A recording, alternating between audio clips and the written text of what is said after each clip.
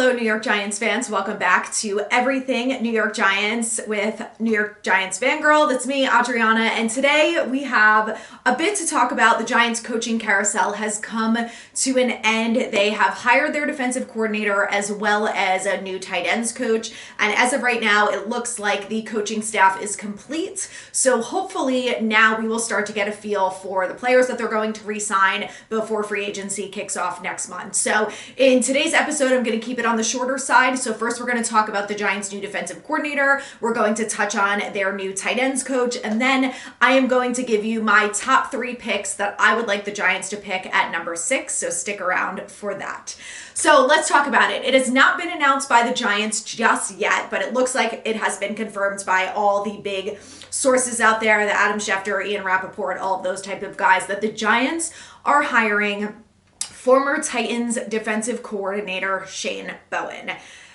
Now, I know for a lot of us, it wasn't our first pick, it wasn't our second pick, it might not have been our third pick, but I said this last night on Instagram stories, and I'll say it again. Whether or not you love or hate the pick, let's give it some time, okay? He hasn't done anything with the Giants yet. He's going to bring in his own players, and let's see how things go before we decide to hate him and hate the scheme and whatever he's going to run with the Giants, okay? Let's wait till they get on the field. Let's see how the Giants play and see how the defense does. In my opinion, it's a little too soon to say that we hate him and he's a terrible pick. So obviously I wanted Denard Wilson. I think a lot of you guys also felt the same way. We know that the Giants really liked him. It is what it is. Sometimes it doesn't work out. I think the narrative going around that everyone hates Dable and they don't want to work with him is exaggerated. I am sure that he's not perfect and that he has some things that he would like to work on in order to be a better coach himself. He said it.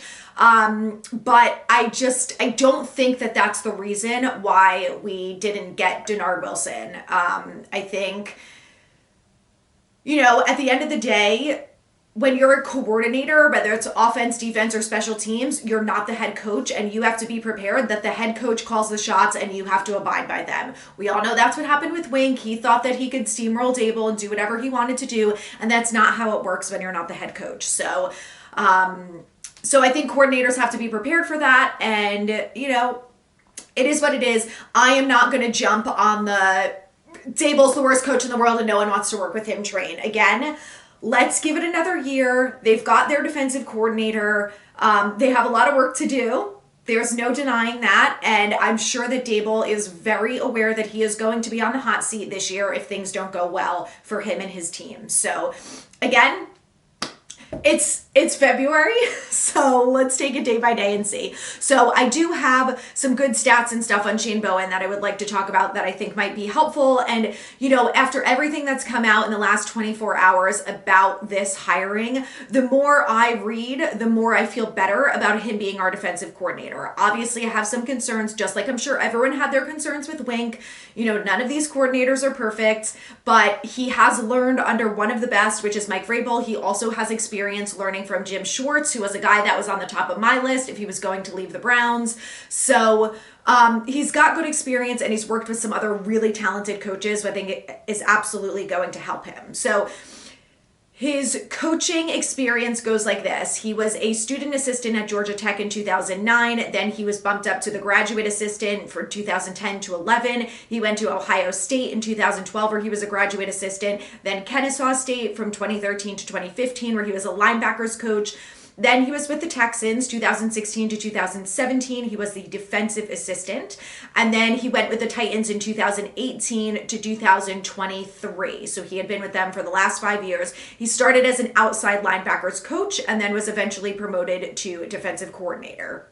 So he was the outside linebackers coach in 2018 when the Titans defense ranked 8th overall with 334 yards per game. They were 3rd in points allowed at only 18.9, 10th on third down, 36.6%, and 2nd in the red zone, 44.7 touchdown percentage.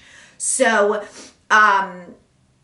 that's just the beginning of his career with the Titans. I think overall he had done quite well there. He also helped out two big-time rookies, second-round draft pick Harold Landry and undrafted free agent Sharif Finch. They both combined for 6 sacks in his first year as the outside linebackers coach. Now, one thing I want to mention when we talk about Landry is that a concern from Titans fans, who obviously know him as their defensive coordinator, was that he dropped Landry into coverage too often. And I know you're all going to say I'm having deja vu right now, because that's exactly what Wink did with Kayvon, and we all complained about it. So my hope is that Bowen has learned from this, and that coming into a new organization with new talent, that he is not going to do that, and he's going to use Kayvon for what he's best at, which is rushing the passer. And I really hope that that's something that he takes into consideration. I hope that some of the other position coaches are going to help him through that. And I hope that, someone like Andre Patterson is really going to step up here and get involved and say, this is Kayvon's strength. And when you talk about a coach who's coming in and going to base a defense off of the player's strength versus their system and making it work, which is what Wink did, I think Bowen is going to be better at doing that. The reason that I think that is his history proves that he's mostly run a 3-4 defense. And we all know that that's where Dexter and Bobbio, two of the best players on our defense, are going to thrive. I think it could also mean something good for Xavier McKinney. I think it could mean that he's going to be re-signed because he's going to be used quite often in this type of defensive scheme. So it's going to be interesting. We'll see how things play out this offseason with the players, but I would say that's probably one of my bigger concerns going into this, is that we know that his history with the Titans is that's what he did with Landry, and we know that that's not what we want Kayvon to do. So that's the first thing that I'm going to be keeping my eyes on, is that I am hoping to God that we are not seeing Kayvon dropped into coverage. So I also think that means that they plan to bring in another really good linebacker, whether it's through the draft or free agency. Bobbio, is going to need a little bit of help. I think Micah McFadden has developed well, but at the end of the day, he's not Bobbio, and he struggles with missed tackles. And if anyone gets through a missed tackle through him, we are in trouble. So that's something that I would also like to see, knowing that they're bringing in Bowen, and this is the type of scheme that they will mostly run. Obviously, they're not going to do the same thing every game all the time.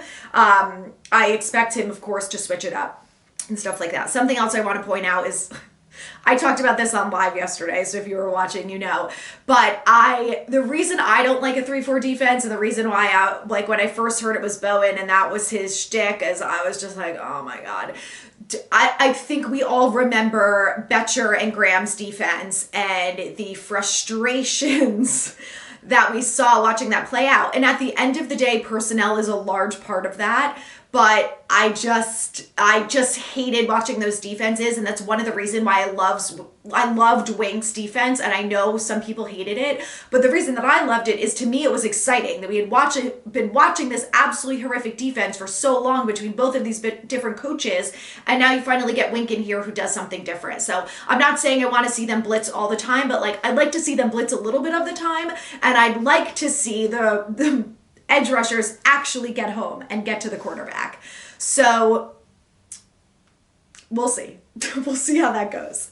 In 2019, the Titans' defensive backs were again a top 10 unit in passing yards and interceptions, and he also took over defensive play calling duties in 2019. So he did that for 2 years, and then in 2021, he was promoted to defensive coordinator. So I think we all have to keep in mind, too, that says a lot about him and his skill set and his success that he had with the Titans, the way that he worked his way up, taking on more responsibilities, getting promoted, and he worked with a head coach like Vrabel. And I know many of us, myself included, was dying to have Vrabel as our defensive coordinator when he didn't get a head coach role. But I think ultimately Bowen can, in theory, be something like the next best thing. He's worked with Vrabel again and guys like Jim Schwartz, who are really talented defensive coordinators in this league. So again, I think that he's going to have that going for him. And, hopefully he's going to take some of the things that he learned from Vrabel and bring it over here.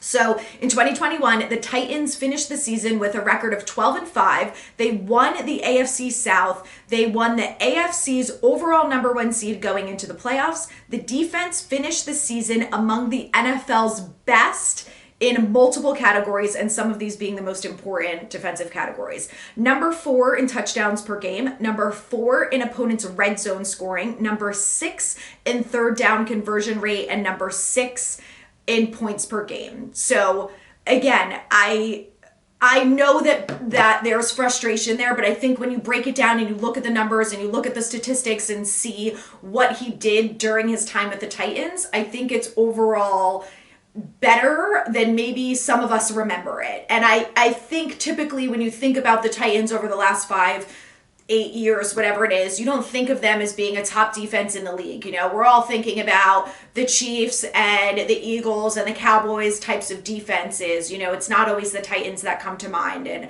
that's what I was thinking when I first heard Titans. I'm like, oh, great, here we go.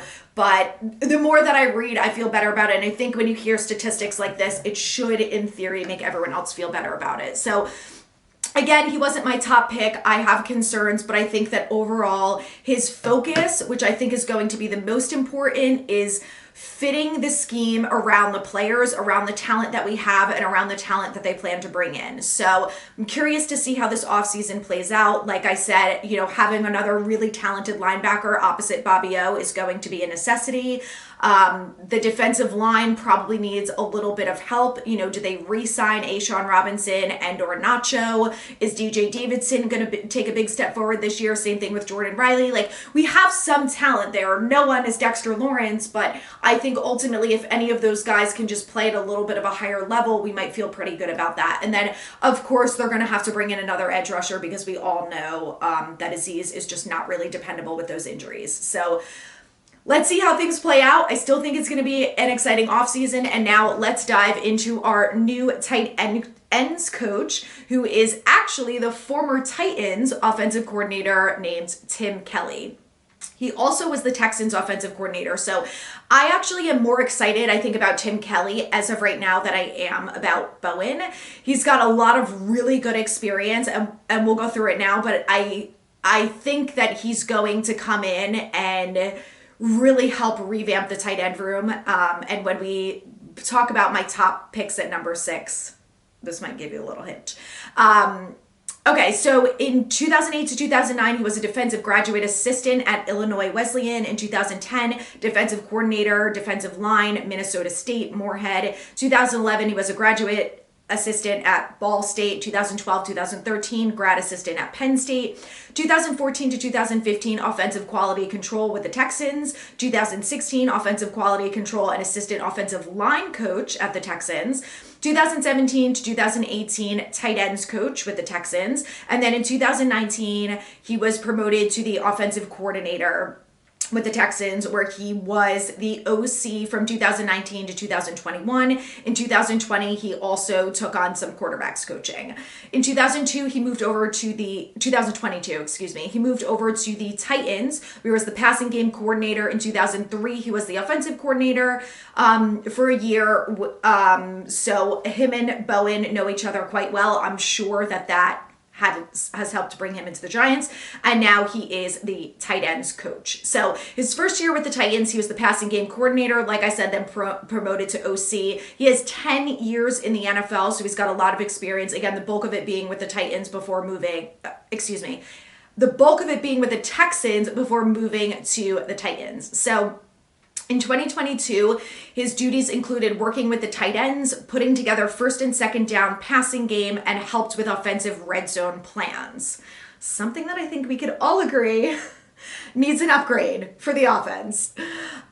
His tight ends ranked 7th in the NFL at their position with 952 receiving yards, including 450 yards by 4th round draft pick Chig Okonkwo, I'm very sorry if I butchered that, who established a new franchise record for rookie tight ends and led all NFL rookie tight ends in 2022.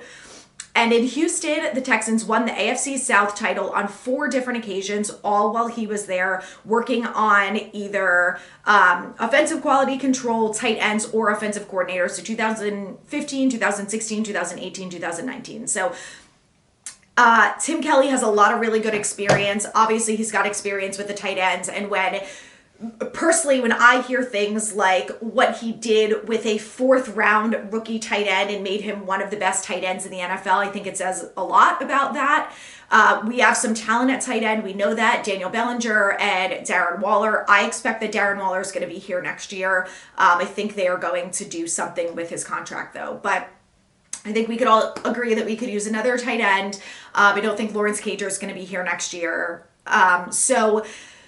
I think rounding out the tight end group as a whole, I think we have not seen the best of either Bellinger or Waller. I hope that, with someone like Kelly on board, he can help Waller's blocking. It's something that he's not amazing at, so I would like to see that improve.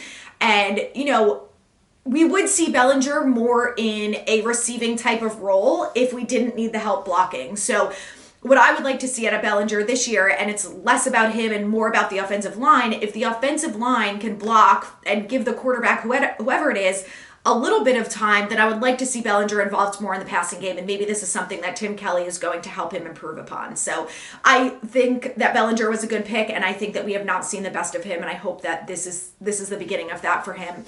I love him. I think he was a great pick, and I think he was a great addition to this team. So again, I'm excited about Kelly. I think he's going to be a good addition. Again, I don't know what that bears for the draft or free agency. Like I said, I think this whole offseason is going to be interesting. But speaking of the draft, let's talk about it. I have been asked many times about what I would do if I was Joe Schoen at number 6. So here are my top 3 picks. Number 1, no question, is Jayden Daniels. And I know you're all going to write in the comments, Jayden Daniels is not going to be there at 6. You're probably right. But if he's there, that's who I'm taking, and it's not even a question. And, I've been asked a lot, well, do you think that Penix should go at 6? Someone told me that Bo Nix is going in the first round, and I am not. He's certainly not getting picked at 6, I'll tell you that.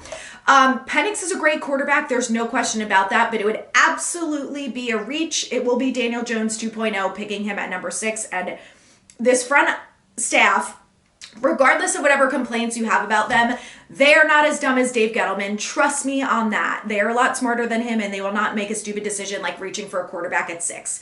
If they love Michael Penix or they love Bo Nix and they think he's going to be out of the first round and that's who they think is most important, then they'll trade back for him and they'll trade out of 6. They're absolutely not picking him there. All right, so number 1 for me is Jayden Daniels, no question. I think he would just be perfect for this offense, especially with the offensive line being a question mark for the 50th year in a row.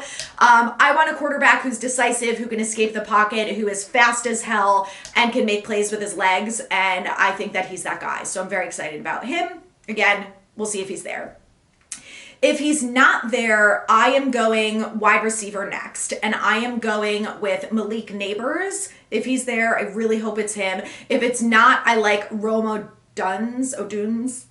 I think either of those guys are really good options. Obviously, I prefer Neighbors, but I think if he's not there, then I think Rome is a great option as well. There's not a question that we need another wide receiver, and what I would do in free agency is I would prioritize the offensive line, which is why I would not go tackle at 6. And I know that there are so many fans who are obsessed with Joe Alt, and that's great. My concern with Joe Alt is he is a left tackle. He does not have collegiate left tackle experience, and I am not willing to take on Evan Neal 2.0. And I don't care what anyone says. You can say that Alt has more more talent coming out of college. He's better. He's well-rounded, whatever. That is fine. I don't care. I don't care. He is a left tackle, and he has not played right tackle since high school. So I am under the opinion that if you want a right tackle, get one in free agency or draft a right tackle later on in the draft. There's no need for a left tackle to right tackle experiment again, okay? This is not a high school science class. We are done with the experiments, okay? So Joe Alt is not on my list at 6. My third pick at number 6 would be Brock Bowers. So tight ends. If you know, you know. Anyway, I love Georgia. Whatever they are doing at Georgia is absolutely incredible. The talent there and the way that those guys play and progress and improve is unbelievable. And like I said, our tight ends are good, not great. And with Waller being injury prone, you know, I don't think he's going to be here past the 2024 season unless he's completely healthy next year and has the year that we all thought he was going to have. So we need a young tight end to play opposite Bellinger, and Bowers, in my opinion, is a really good option. He is a good pass catcher. He can run routes. He's big. He can make contested catches. And he's a good blocker. So I would like to see him and Bellinger be used interchangeably. You know, I think that the plan for the offense, we know that Dable loves a 2 tight end set. So what's better than bringing in a rookie tight end who's going to be in the rotation with Waller? You know, if Waller's not healthy, then we know that we have a really good guy who can immediately step in for him.